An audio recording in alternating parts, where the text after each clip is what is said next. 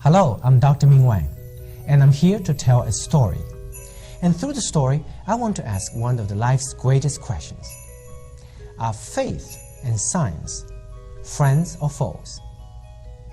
In today's world, faith and science are often at odds with each other.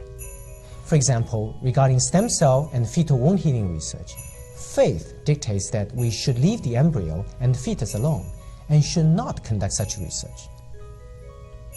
In contrast, science says we should.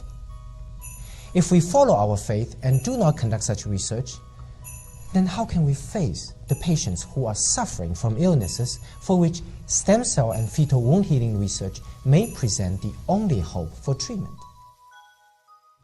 If we do conduct research on stem cell and fetus, how can we then have the peace with the thought of destroying the life of an embryo or a fetus?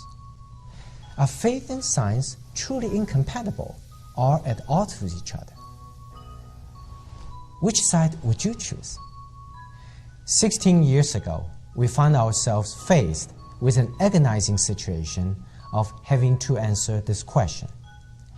We were conducting corneal wound healing research and found that in contrast to an adult eye which scars after injury, resulting in the loss of sight, a fetus can actually heal without scar. As an eye doctor, I really want to help my patients restore their sight.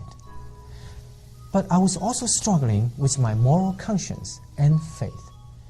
How can I take life away from an unborn child?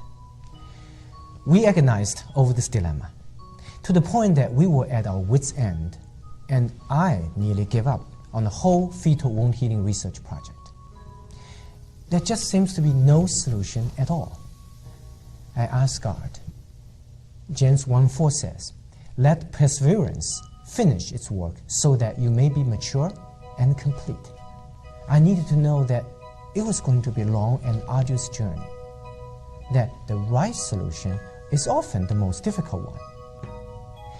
We began looking at this problem from different angles and perspectives and stumbled upon the amniotic sac, a casing which holds the baby before the baby is born and is disposed of after the child is born. Is it possible the amniotic membrane may in fact contain the ingredient of scarless fetal wound healing process? Excited at this possibility, we began a series of experiments. Finally, after 16 years, we succeeded.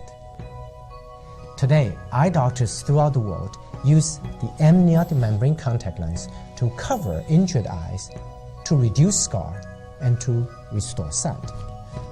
Amniotic membrane contact lens is a powerful example which shows that, in fact, faith and science can indeed work together.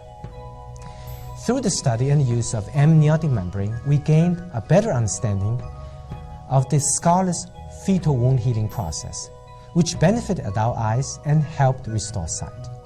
All these without touching any part of the unborn child.